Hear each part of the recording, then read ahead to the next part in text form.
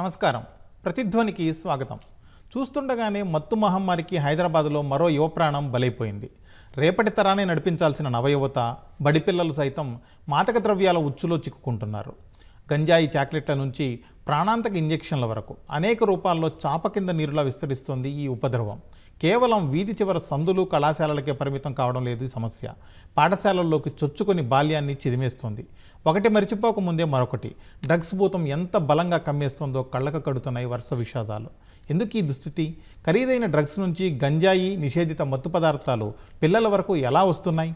ఇకనైనా ఈ విషయంలో ఏం చేయాలి, లేకపోతే ఎలాంటి విపరిణామాలు ఎదుర్కోవాల్సి ఉంటుంది అనే అంశంపై ఈరోజు ప్రతిధ్వని చర్చ చేపట్టింది. మన చర్చలో పాల్గొంటున్న వారు అశ్విన్ కుమార్ ఎన్ నాయుడు గారు, స్పాన్ స్వచ్ఛంద సంస్థ కార్యదర్శి, అలాగే డ్రగ్ అబ్యూజ్పై సుదీర్ఘకాలంగా పనిచేస్తున్నారు. డాక్టర్ స్వప్నజ్యోతి గారు, assistant professor, department of psychology, OU Nizam కళాశాల. ముందుగా అశ్విన్ గారు, మత్తు కోసం తీసుకున్న ఇంజెక్షన్ల తీవ్రతకు ఒక విద్యార్థి బలైపోయాడు, అలాగే మరో 2 విద్యార్థులు ఆసుపత్రిలో పడ్డారు.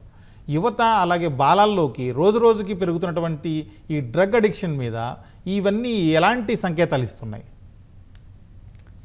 ధన్యవాదాలండి. ఫస్ట్ ఏంటంటే అండి, స్ట్రెస్ అనే ఒక ఫ్యాక్టర్ ఉంది. అది ఎగ్జామినేషన్ స్ట్రెస్ ఉండొచ్చు, ఇవి కాకుండా ఫైనాన్షియల్ స్ట్రెస్. ఇప్పుడు మనకు తెలిసిందే, మనం చాలా పేపర్లో కూడా చూసాం, ఈ ఆన్లైన్ బెట్టింగ్ వల్ల ఆత్మహత్యలు చేసుకోవడం, ఇవన్నీ కూడా it's leading to drug addiction అండి. ఇవన్నీ కాకుండా ఏంటంటే పియర్ ప్రెషర్ చాలా ఇంపార్టెంట్. ఏంటంటే పియర్ ప్రెషర్ అర్థం చేసుకోవాలి. ఇవాళ రేపు యువత చేంజ్ అయిపోయింది, ఎస్పెషల్లీ కోవిడ్ తర్వాత. అందుకే ఈ పియర్ ప్రెషర్ అనే factor is very very important అండి. ఒకరికొకరు, అరే నీ దగ్గర లేదా, నా దగ్గర ఉంది. ఇవన్నీ కాకుండా యువతలో వచ్చిన మేజర్ ప్రాబ్లం ఏంటంటే ఎక్స్పెరిమెంటేషన్, ప్లస్ డబ్బులు ఈజీగా దొరుకుతున్నాయి. ఇవన్నీ కాకుండా యువత ఏమైపోతుందంటే అండి, అందరు కూడా డ్రగ్ మ్యూల్స్ అంటారు. మ్యూల్ అంటే డాంకీ. ఇక్కడి నుంచి అక్కడ సప్లై చేయడము, దాంట్లోకి వెళ్ళిపోతున్నారు పిల్లలందరూ కూడా. దాంట్లో చాలా మటుకు చిన్న పిల్లల్ని వాడుతున్నారు, అక్కడ జువెనైల్స్ని కూడా వాడుతున్నారు అనమాట. అందుకే ఇది చాలా ఇంపార్టెంట్, అర్థం చేసుకోవాలి మనం. అందుకే ఇక్కడ పేరెంట్స్ కానీ టీచర్స్ కానీ అందరి రెస్పాన్సిబిలిటీ అండి ఇది అర్థం చేసుకోవడంలో. స్ట్రెస్ అనేది ఒక్కొక్క లెవెల్లో ఒక్కొక్క జనరేషన్లో వేరేగా ఉంటుంది. అది మనం అర్థం చేసుకుంటే ఎవ్రీథింగ్ విల్ బీ క్లియర్. దాంతోపాటు మనం వాళ్ళతోటి కంపాషనేట్గా ఉండాలి, పిల్లలతోటి వాళ్ళని అర్థం చేసుకోవడంలో. దీంతో ఇంకో మేజర్ ప్రాబ్లం ఏమవుతుంది, న్యూక్లియర్ ఫ్యామిలీస్ వచ్చాయి. అందరు husband and wife both are working parents. పిల్లలకి ఎవరు అటెన్షన్ ఇవ్వరు. పిల్లలకి ఎవరికి అటెన్షన్ ఇవ్వకపోతే ప్రేమకు తగ్గిపోతుంది. దీంతోపాటు వాళ్ళు ఏమవుతుంది, వాళ్ళకి ఫ్రెండ్స్ మాట వినడం ఎక్కువైపోతుంది. వాళ్ళ కంపెనీ చాలా మటుకు మన పేపర్లో చూసాం, ఇవన్నీ ఇంటర్నేషనల్ స్కూల్స్లో ఉన్నాయి అనేసి అంటారు, కానీ కాదండి, అక్కడ కూడా ఉన్నాయి, గవర్నమెంట్ స్కూల్స్లో ఉన్నాయి, అక్కడ చుట్టుముక్క అన్ని రూరల్ ఏరియాస్లో కూడా పాకిపోయింది. ఇది చాలా, మీరు అన్నట్టే చాలా డేంజరస్ లెవెల్స్కి వెళ్ళిపోయింది. మనం అందరం కలిసికట్టు పనిచేయాలి దీనికి. ధన్యవాదాలు గారు. మీకు తెలిసినంత వరకు, చూస్తున్నంత వరకు హైదరాబాద్ మహానగరంలో డ్రగ్స్ కావచ్చు, లేకపోతే ఇతర మత్తు పదార్థాల వ్యాప్తి ఏ స్థాయిలో ఉంది? అది యువత మీద ఎలాంటి ప్రభావం చూపిస్తుంది? థ్యాంక్స్ అండి. ఈ క్వశ్చన్ చాలా ఇంపార్టెంట్ మనకు, ఎందుకంటే హైదరాబాద్ పరిసరాల్లోనే అని మనం అనుకుంటున్నాం, కానీ యాజ్ అశ్విన్ గారు ఇప్పుడే చెప్పారు, రూరల్ ఏరియాస్ లో చాలా ఉన్నాయని. నేను ఇప్పుడు కొత్తగా రీసెర్చెస్ చేస్తున్నాను రూరల్ ఏరియాస్ లో, ఎడ్యుకేషన్ సిస్టమ్ లో ఎస్పెషల్లీ. ఇక్కడ మనం ఉన్న స్లమ్స్ లో కానివ్వండి, మన చుట్టుపక్కల ఉన్న ప్లేసెస్ లో కానివ్వండి, ఇంజనీరింగ్ కాలేజెస్ లో కానివ్వండి, డిగ్రీ కాలేజెస్ లో కానివ్వండి, ఇంటర్మీడియట్ కాలేజెస్ లో కానివ్వండి, స్కూల్స్ లెవెల్స్ లో కానివ్వండి, మనకి జస్ట్ ఇవి స్కూల్స్ లెవెల్లో మాత్రమే అనిపిస్తుంది. కానీ మనం పక్కన వెళ్తే చిన్న చిన్న పబ్స్ లో కానివ్వండి, చిన్న రెస్టారెంట్స్ లో కానివ్వండి, పాన్ షాప్స్ లో కానివ్వండి, ఇది చాలా విచ్చలవిడిగా కనబడుతుంది మనకు. కానీ ఎవరికి ధైర్యం లేదు ఎంతవరకు ఉంది అనేది. సో మనం రీసెంట్ రీసెర్చెస్ చూసుకుంటే కూడా 2021 డ్రగ్ రిపోర్ట్స్ అనేటివి ఎక్కువ అవుతున్నాయి. 400 స్టేజ్ లో ఉన్నవి 600 స్టేజ్ లోకి, అంటే ఓన్లీ రిపోర్ట్స్ అన్నమాట. అంటే డ్రగ్ అబ్యూస్ కేసెస్ ఎన్నైతే రిజిస్టర్ అవుతున్నాయో మన పోలీస్ స్టేషన్స్ లో, అది ఇంక్రీజ్ అవుతూ వస్తుంది. అంటే దాని ఇంక్రీజ్ చాలా ఇట్స్ బీన్ స్ప్రెడ్ అలాంగ్, చాలా ప్లేసెస్ లో అది స్ప్రెడ్ అయి ఉంది. సో దీని ఇంపాక్ట్ పిల్లల పైన ఎలా పడుతుంది అంటే, ఇప్పుడు సార్ అన్నట్టుగా పిల్లల్లో కూడా చాలా రిస్కీ బిహేవియర్ అయితే ఉంది. మన స్టేజ్ నుంచి కానీ ఇప్పుడు ప్రెసెంట్ జనరేషన్ వరకు కూడా రిస్కీ బిహేవియర్ అనేది పిల్లల లోపల ఎక్కువ ఉంది. అది పిల్లల నుంచి అడాలసెంట్ స్టేజ్కి వచ్చే వరకు ఇంకా ఎక్కువగా అవుతుంది. సో ఈ అడాలసెంట్ స్టేజ్ లో మనకు ఏంటంటే లిబర్టీ ఎక్కువ అవ్వడం వల్ల వాళ్ళకు ఈ మత్తు పదార్థాలు అనేది దొరకడం చాలా ఈజీగా అయిపోయింది. మనం చాలా కామన్ గా ఫౌండ్, అంటే చాలా ఈజీగా, చాలా కామన్ గా దొరికే డ్రగ్స్ ఒకటి వీడి ఈజీగా దొరికిపోతుంది. సో సో మనం ప్రస్తుతానికైతే స్కూల్ లెవెల్లో, కాలేజ్ లెవెల్లో ఎక్కడైనా కానీ పాన్ షాప్స్ దొరకవు, ఉండొద్దు అని మనం అనుకుంటాం. అట్లీస్ట్ 6 meters వరకు మనకు ఒక పాన్ షాప్ ఉండొద్దు అని అనుకుంటాం. కానీ maximum of them are been they get it from there. అది మనకు ప్రాబ్లం అవుతుంది. అంటే ఎంత ఈజీగా దొరుకుతుంది, ఎంత ఈజీగా యాక్సెసిబుల్ ఉంది. డ్రగ్స్ అనేది చాలా యాక్సెసిబుల్ అయిపోయింది. అది యంగ్స్టర్సే కానివ్వండి, ఏదైనా కానివ్వండి. ప్రెసెంట్ మనం ఇంకా హుక్కా పార్లర్స్ చూస్తున్నాము. హుక్కా పార్లర్స్ లో కూడా చాలా మటుకు డ్రగ్ అనేది యూజ్ అవుతుంది. సో ఇది ఇంపాక్ట్ అవుతుంది. యూత్ పైన ఇంపాక్ట్ అవ్వడానికి ఫస్ట్ థింగ్ కాగ్నిటివ్ ఇంపైర్మెంట్. చాలా మటుకు వాళ్ళ అటెన్షన్ స్పాన్ పైన కానివ్వండి, మెమరీ స్పాన్ పైన కానీ, లెర్నింగ్ కంట్రోల్ పైన కానివ్వండి, వాళ్ళ లెర్నింగ్ ఎబిలిటీస్ పైన కానీ చాలా మటుకు ఇంపాక్ట్ అవుతుంది. One is definitely cognitive. Second is behavioural patterns. వాళ్ళ బాడీ వాళ్ళ పైన కంట్రోల్ ఉండట్లేదు. బయలాజికల్ గా వాళ్ళు డెఫినెట్ గా అది ఆర్గన్ డ్యామేజ్ చేస్తుంది. అట్ ద సేమ్ టైం వాళ్ళ నర్వస్ సిస్టమ్ పైన డ్యామేజ్ చేస్తుంది. దాంతో వాళ్ళు కాన్సన్ట్రేట్ చేయలేకపోతున్నారు, ఒక దగ్గర ఉండలేకపోతున్నారు. వాళ్ళ ఫిజియలాజికల్ గా వాళ్ళ కంట్రోల్ పోతుంది బాడీ పైన. వాళ్ళ బ్లాడర్ పైన కూడా కంట్రోల్ లేకుండా ఉంటుంది ఈ మధ్యలో. So that is the second factor. And last factor social factor. Isolation, complete isolation కి వెళ్ళిపోతున్నారు. యాంగ్జైటీస్ పెరుగుతున్నాయి, డిప్రెషన్స్ కూడా వస్తున్నాయి. So we tend to see that there is a complete impact on the youth as well as on the children specially. Yeah, Ashwin garu, అసలు ఈ drugs కానీ లేకపోతే గంజాయి చాక్లెట్లు, ఇంజెక్షన్లు, ఇలాంటి రకరకాల మాదక ద్రవ్యాలు ఇంత బలంగా ఏ విధంగా పిల్లల్లోకి, యువతలోకి చొచ్చుకుపోతున్నాయి? దీనికి ప్రధానంగా కారణాలు ఏంటి అసలు?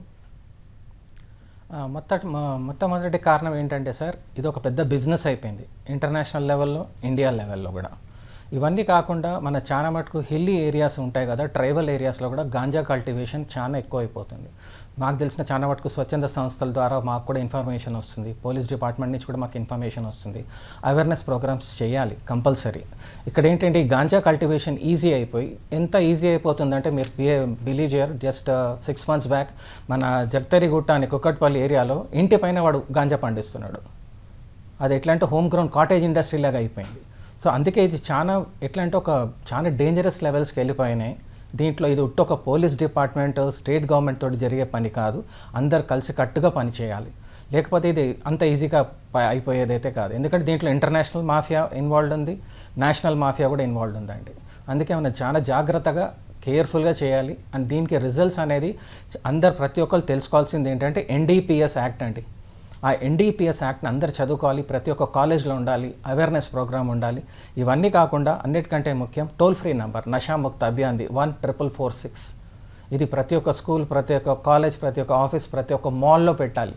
ఎందుకంటే అందరు హెల్ప్కి రాకపోవచ్చు, మన ఫ్యామిలీ మెంబర్స్తో పిల్లలు చెప్పకపోవచ్చు. ఉట్టి పిల్లలనే కాదు, పెద్దవాళ్ళు కూడా చాలామంది అడిక్ట్స్ ఉన్నారు దీంట్లో. ఈ అడిక్షన్లు కూడా వేరే రకాలు కూడా ఉన్నాయి. సో అందుకే వాళ్ళకి హెల్ప్ కావాలి. ఎవరో స్ట్రేంజర్తో మాట్లాడడం అంటే 14446 మాట్లాడితే అది హెల్ప్ అవుతుంది చాలా మటుకు. ఒక స్ట్రేంజర్తో మాట్లాడి హెల్ప్ తీసుకోవచ్చు, అది చాలా ఇంపార్టెంట్ ఇక్కడ. అందుకే ఇది మాత్రం బీభత్సం లెవెల్లో ఉందండి. దీన్ని ఒక తెలంగాణ, ఆంధ్రప్రదేశే కాదు, మొత్తం దేశం మొత్తం అందరం కలిసి కట్టుగా పనిచేయాలి. దాని గురించి మనం అందరం కూర్చొని మాట్లాడుకోవాలి. ప్రతి ఒక్క పౌర సమాజం కూడా కూర్చొని మాట్లాడుకొని యాక్షన్ తీసుకోవాలి. Thank you.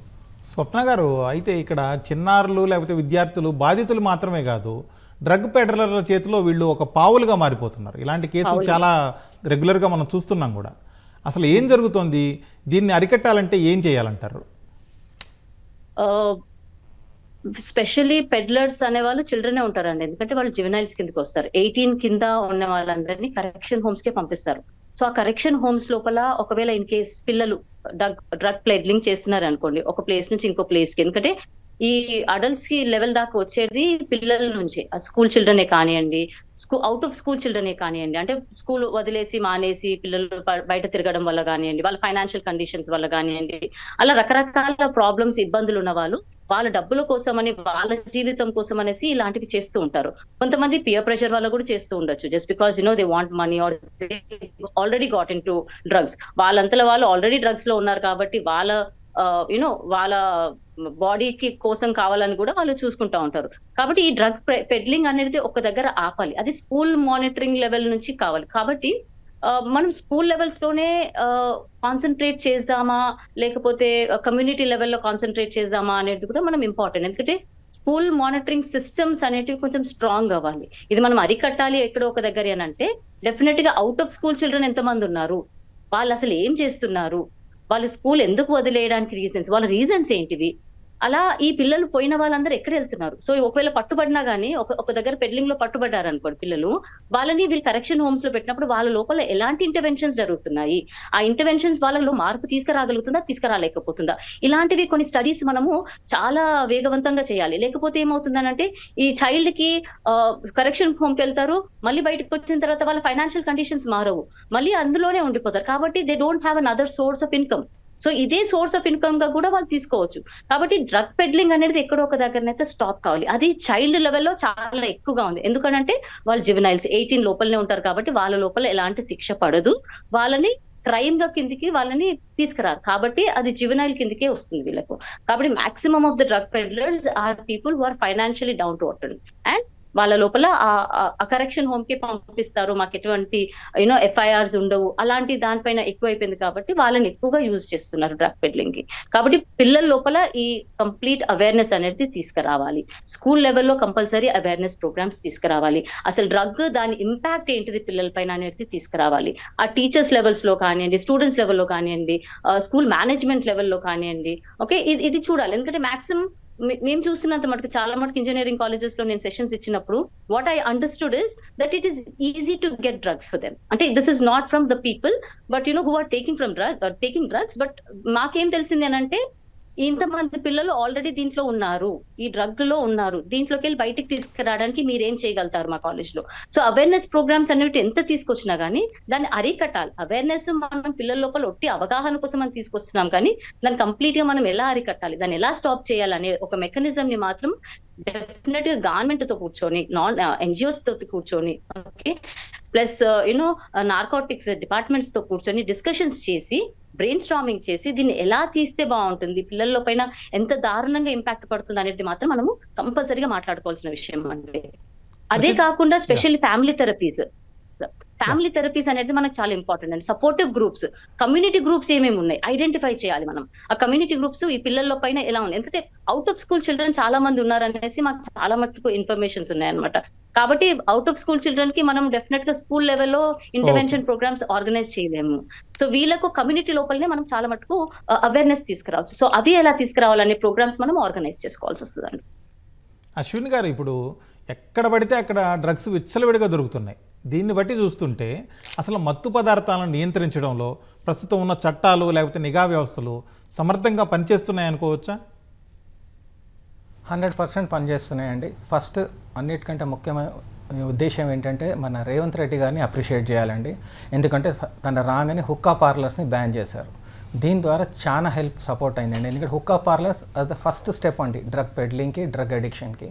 అక్కడ వాళ్ళు చేసేది ఏంటంటే, మీరు మీ స్టూడెంట్స్ని పట్టుకొస్తే, నీ ఫ్రెండ్ పట్టుకొస్తే నీకు ఫ్రీ, ఇట్లా 1+2, 1+3 స్కీమ్స్ అని స్టార్ట్ చేశారు.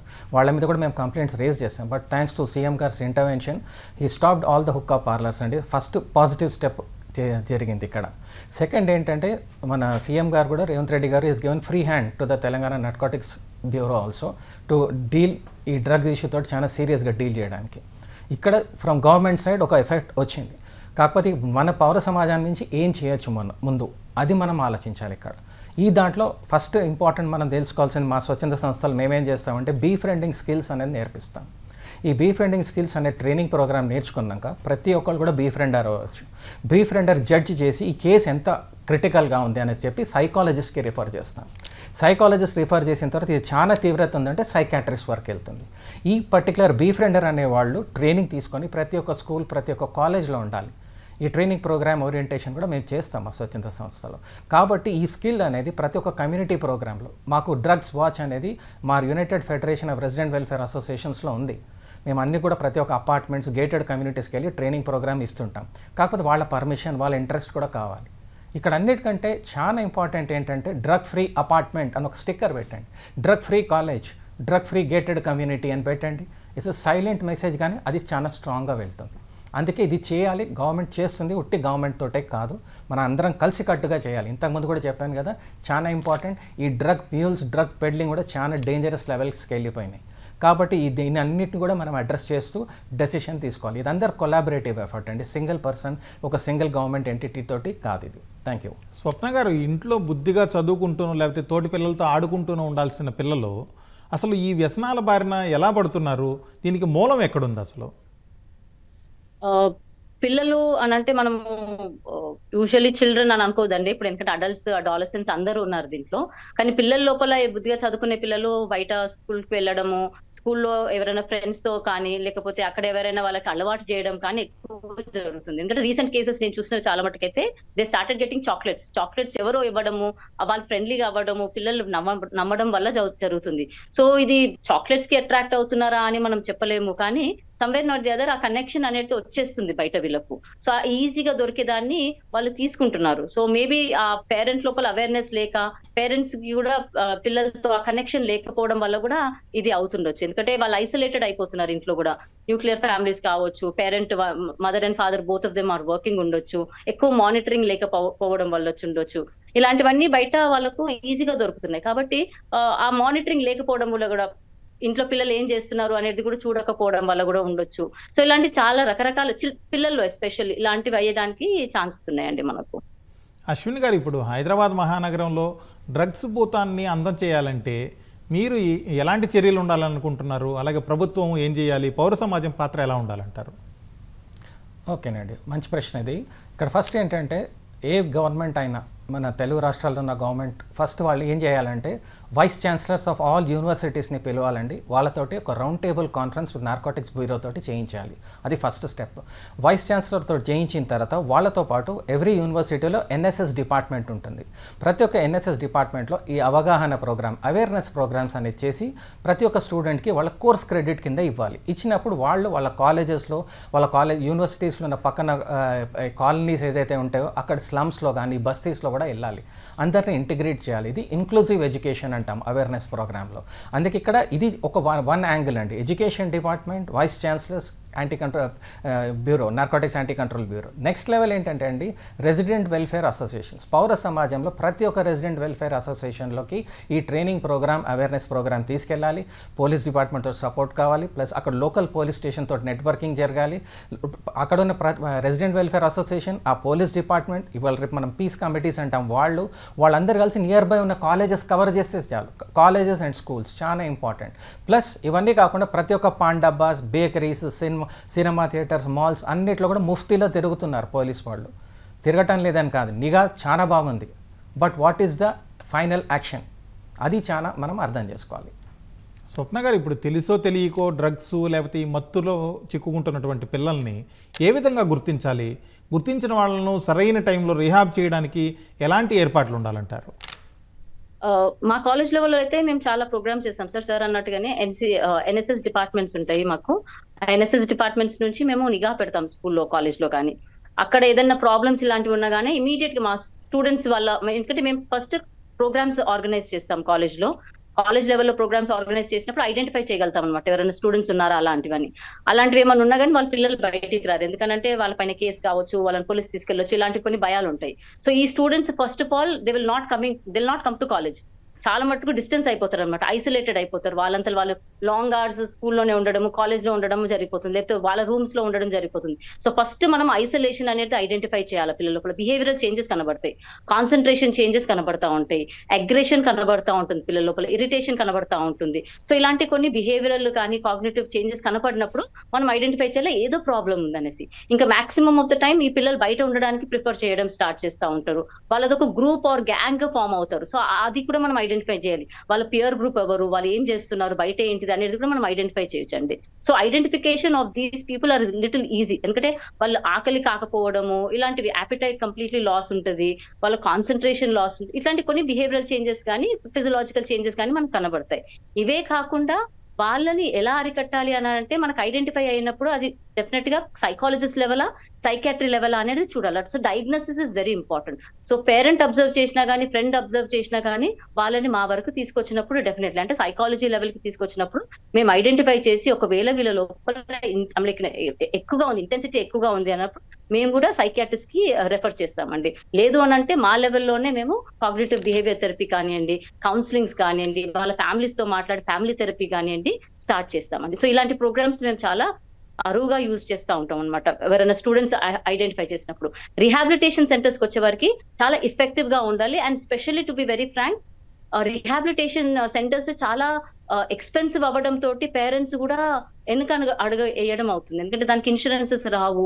సో మెడికల్ సపోర్ట్ లేకపోవడం వల్ల కూడా పేరెంట్స్ చాలా మటుకు వాళ్ళు వచ్చి దీనికి ఇంత ఖర్చు అవుతుంది అనగానే వాళ్ళు వెనక్కి వెళ్ళిపోవడం కూడా జరుగుతుంది. సో ప్రాబబ్లీ రిహాబిలిటేషన్ సెంటర్స్ ఇంకా స్ట్రెంగ్తన్ అవ్వాలి. ఫైనాన్షియల్ అసిస్టెన్స్ అనేది వాళ్ళకి ప్రొవైడ్ చేస్తే ఇంకా చాలా మంది కేసెస్ ఆర్ చాలా మంది పిల్లలకి మనము సపోర్ట్ ఇచ్చిన వాళ్ళం ఉంటాము, డ్రగ్స్ లకి బయటికి తీసుకొచ్చిన వాళ్ళమే అవుతామండి.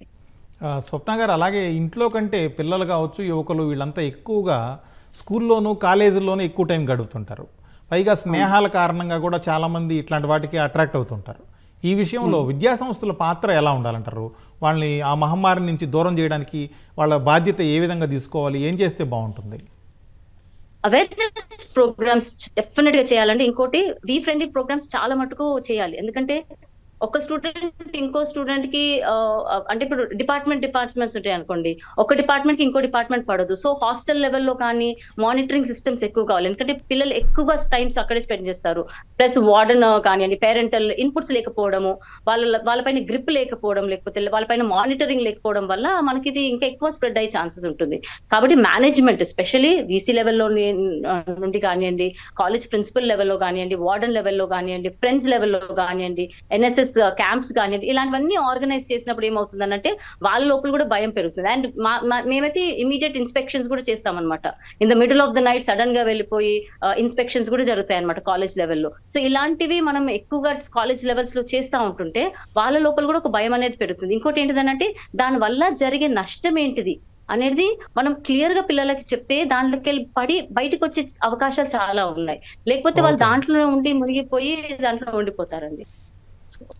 డ్రగ్స్ బారి నుంచి పిల్లల్ని, యువతని కాపాడాలంటే ప్రభుత్వంతో పాటు పౌర సమాజం, అలాగే తల్లిదండ్రులు, కుటుంబ సభ్యులు కూడా తమ పాత్రను నిర్వర్తించినప్పుడే ఇది కంట్రోల్ అవుతుందని మన చర్చలో పాల్గొన్న ప్రముఖులు అంటున్నారు. ఇది వాటి ప్రతిధ్వని. నమస్కారం.